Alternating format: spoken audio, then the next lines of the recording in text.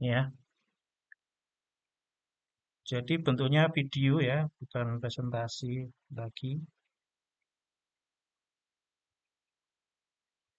Benar ya.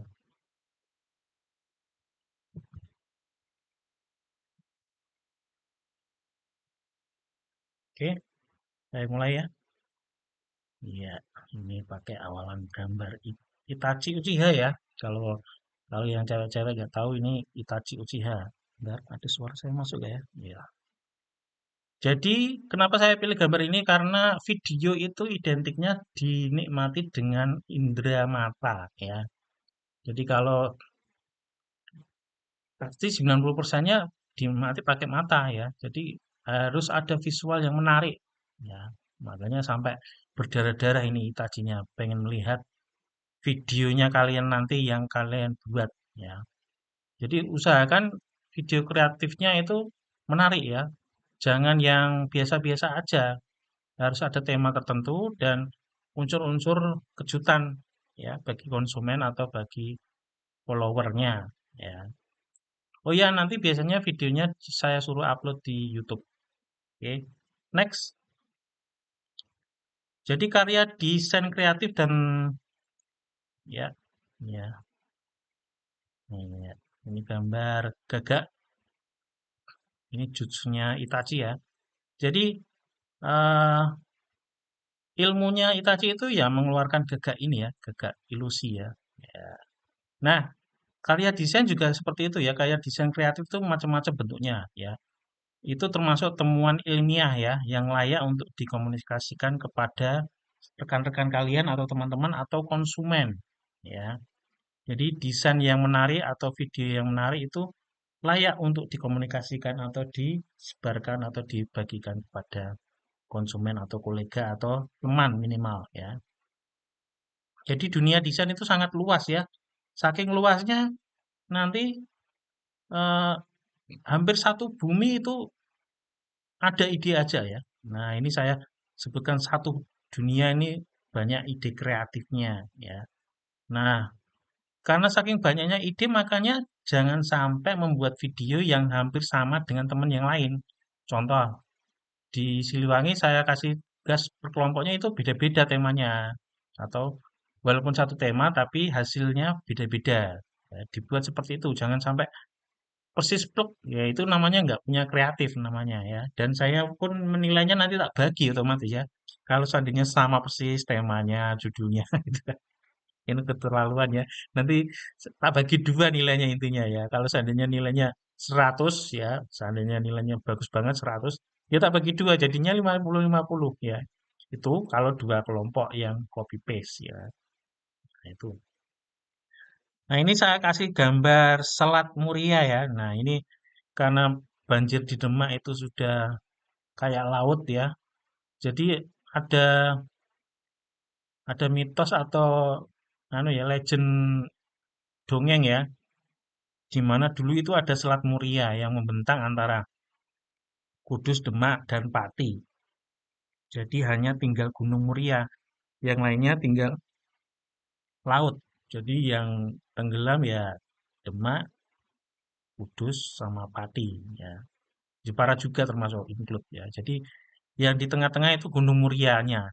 Nah, ini tak kasih di sini ya sebagai intermezzo aja ya, sebagai sebagai iklan aja ya. Terus untuk selanjutnya ya, ini berarti dunia penuh warna ya. Jadi kalau bisa membuat video itu ya penuh warna dan makna ya. Selanjutnya ini gambar apa? Oh iya, ini gambar penggambaran kalau videonya udah jadi. Nah, ini tentang ini jangan dikira romantis ya. Ini judulnya gini, Cengmak Kebanjiran ya. Ini hasil landing movie ya. Nah, ini saya gambarkan seperti itu. Ya, bukan film romantis ya. Nah, pertama-tama langkahnya itu apa ya untuk membuat video? Nah, yaitu perlu menulis naskah ya. Nah, ini perlu Ini kan biasanya kalau buat video itu pertama apa ya? Nah, ini perlu dipikirkan. Dan kenapa gambar saya seperti ini? Nah, berpikirlah out the box ya, di luar kotak, jangan in the box. In the box itu idenya itu hampir sama dengan yang sebelumnya atau yang pernah ada. Nah, out the box itu membuat video yang genrenya baru kalau bisa ya. Kalau enggak ceritanya baru ya, pokoknya menarik ya. Makanya saya gambarkan dengan orang dengan kepala kotak terbuka atau out the box ya. Terus selanjutnya, nah, perlu pembuatan naskah naratif ya. Jadi selalu ingat audien Anda. Jadi konsumen Anda itu harus diperhatikan. Itu orang mahasiswa atau orang bekerja atau wanita atau cowok ya itu perlu diklasifikasikan ya supaya nah kalau membuat video kalau diusahakan ya memang untuk semua genre ya, untuk semua kalangan. Jadi tidak terkotak-kotak. Makanya perlu eh, penargetan audiennya atau konsumen dari videonya. Ya. Maka buatlah skrip. Nah, diringkas ya. Jadi dalam skrip ini ada ringkasan penemuan dari kalian eh, meneliti ya. Oh, yang nanti bakal video apa. Nah, itu audienya seperti apa. Dan implikasinya harus jelas dan akurat dalam istilah yang dapat dimengerti. Jadi skripnya harusnya bisa dimengerti kalian minimal ya yang membuat skripnya. Baru nanti kalau dilempar ke sutradara atau produser atau tim kreatif lainnya, ya, kalaupun nggak mengerti mereka, kalian ya harus presentasi. Ya. Dapat dipahami oleh para ahli maupun mereka yang tidak memiliki pendidikan ilmiah formal. Ya. Jadi ya untuk semua kalangan skrip.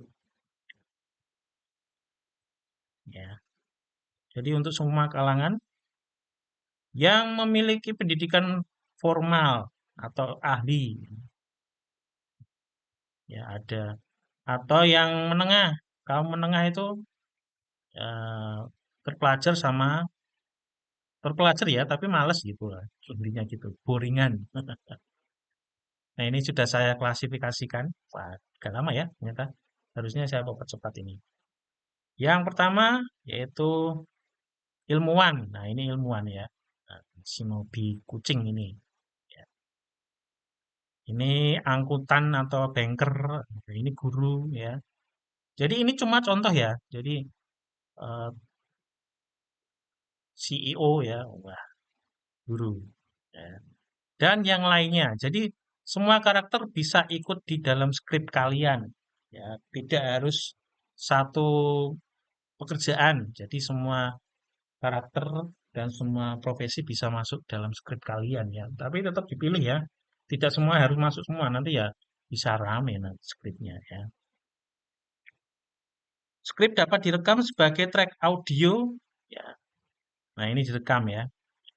di di mana saja dan kapan saja. Jadi kalau punya ide itu langsung diterapkan juga nggak masalah sebenarnya.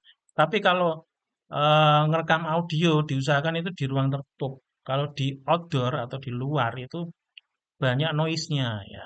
Jadi kalau bisa memang dipisah antara audio sama video itu dipisah supaya jernih audionya ya. Memang sulit di editingnya nanti ya. Ngepas ke suara sama video itu agak susah memang sebenarnya ya. Ya, masih lancar ya.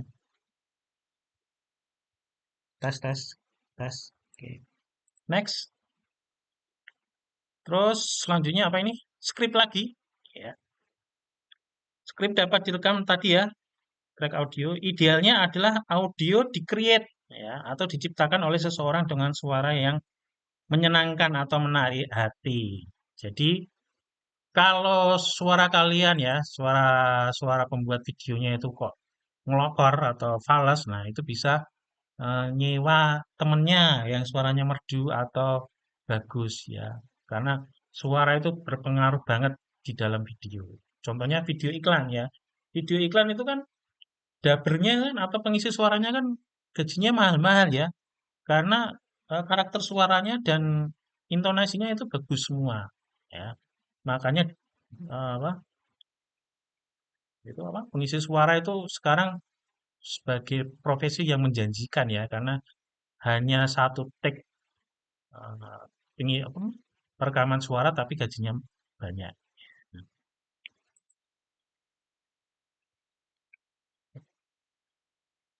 Ya, ini skrip. Nah, ini harusnya saya percepat ya. Oke, next. Skrip lagi ya. Nah, setelah skrip apa? Nah,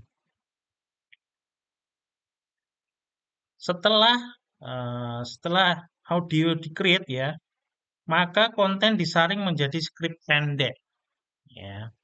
Jadi istilahnya di apa ya? Dimodifikasi atau dievaluasi lagi. Apakah ceritanya lebay atau terlalu membuang waktu atau gimana? Ya itu harus disaring lagi ya. Dan kata-katanya harus diterjemahkan ke dalam bahasa yang mudah dimengerti. Ya, jangan terlalu menggunakan bahasa yang tidak mudah dimengerti orang secara umum ya. Misal kita pakai dubbing pakai logat Jawa, Jawanya Jawa Kudus, itu kan rempong nanti ya, Jawanya Jawa Semarang nanti nggak tahu, nggak paham ya. Terus visual yang menarik ya, dimulai dengan serangkaian storyboard ya. Power of the visual. Visual yang menarik itu powernya ya. Itu di mana? Di storyboard. Ya, storyboard itu apa?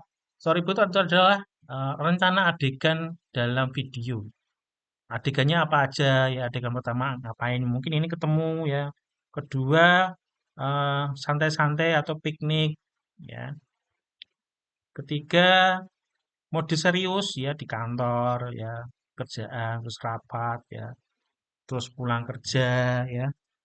Terus ketemu teman tapi dalam suasana yang mood dan tidak mood ya, kayak seperti itu. Nah, ini contoh penggambaran storyboard yang paling simpel menurut saya ya. Dan ini ada garis-garisnya, maksudnya apa? Ini garis pandang atau garis pembagian visual ya. Di sini kan mengerucut ya ruangnya, makanya ini visualnya mengerucut juga. Ya, seperti itu. Dan lain-lain. Visual yang menarik yaitu dengan serangkaian storyboard yang menggunakan visual dilengkapi naskah ya. Memvisualisasikan informasi dengan kesalahan yang minimal. Jadi storyboard itu diusahakan minimal kesalahan ya. Jadi kesalahannya minimal. Menggunakan koordinasi warna dan aliran ide dan gambar yang logis ya. Gambar yang logis maksudnya gimana ya? Jadi semua elemennya itu berhubungan dengan tema videonya ya. Jangan sampai membuat storyboard, script, dan gambar-gambar itu dan audio tidak berhubungan dengan tema video aslinya ya. Nah, ini script, storyboard ya. Jadi semua elemen harus sesuai temanya ya.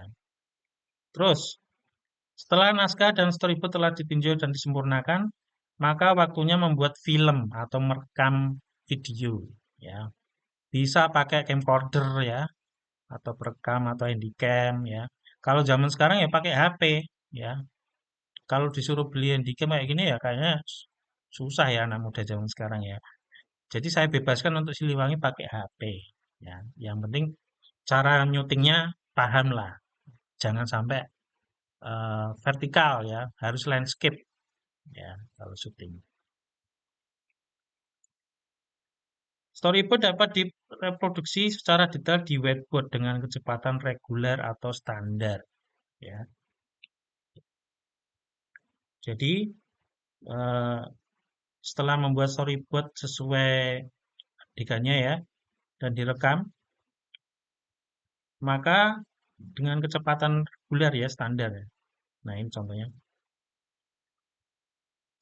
Ya, diedit di PC atau komputer atau laptop atau menggunakan soft editing ya. Kalau video berarti soft editing video, misal ada Premiere, terus After Effects. Yang paling kecil-kecil juga boleh Movie Maker ya. Contohnya yang tadi yang tugas kuliahnya Siliwangi, itu stop motion itu bisa pakai Movie Maker sebenarnya ya. Jadi nggak harus software yang besar-besar ya. Kemudian setelah rekamannya kecepatan reguler atau standar bisa dipercepat ya. Nah, bisa dipercepat itu biasanya di finish it ya atau di finish atau di apa evaluasi video paling akhir biasanya ya.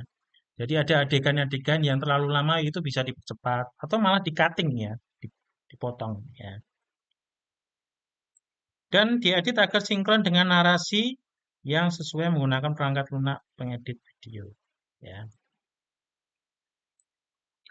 Jadi dalam finishing ini anu ya, apa audionya harus dipaske dengan videonya. Memang agak sulit ya, tapi kalau sudah terbiasa atau telaten biasanya gampang lah gitu ya.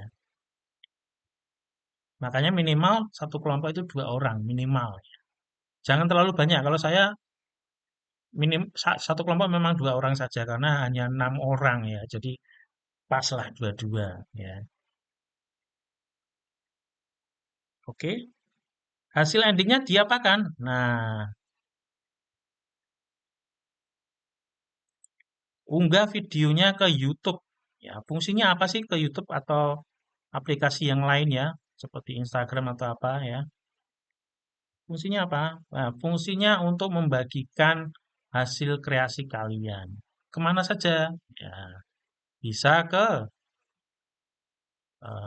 berbagai ya, bisa kolega, konsumen, nah, subscriber, terus apa, fans, ya dan lain-lain. Ya.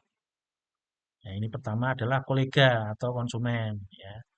Yang kedua keluarga, yang ketiga teman, ya. Terakhir siapa? Jurnalis, Nah, jurnalis atau wartawan ya atau YouTuber ya bisa aja YouTuber. YouTuber itu termasuk termasuk jurnalis sekarang ya karena bisa mempromosikan orang lain ya. Nah, nah sudah selesai ya. Iya. Jadi kita memiliki bagian menarik dari produk kita maka wajar untuk dibagikannya. Nah, dengan itu kita bisa memberikan dimensi baru pada sains dan skill desain kalian masing-masing.